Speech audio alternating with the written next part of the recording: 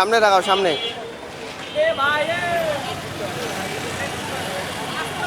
সামনে রাখাও, সামনে।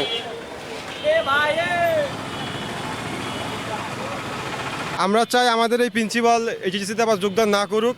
তিনি এর আগে দুর্নীতিতে অভিযুক্ত হয়েছেন এবং পানিশমেন্ট পাইছিলেন, সেজন্য বাদ গেছিলেন। আবার তিনি পুনরায় 4 মাসের মধ্যে কীভাবে এই জায়গায় আসলেন, আমরা চাই তিনি যায় না আসুক। এই যে প্রিন্সিপাল আসছে তিনি আরও বড় দুর্নীতিবাজ।